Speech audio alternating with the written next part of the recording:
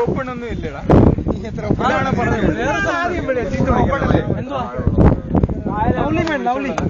എടാ നമ്മളന്ന് പോയ സ്ഥലം ഏതാടാ? അവിടെ എന്ത് രസമായിരുന്നു. ഇവിടെയാണ് നീ കുളിക്കാൻ പോകുന്നത്?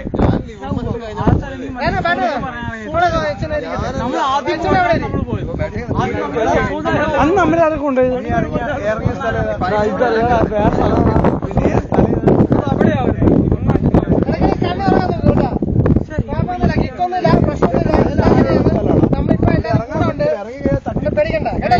അത് ഈ സ്ഥലമല്ല. നമുക്ക് അങ്ങോട്ട് പോവാം.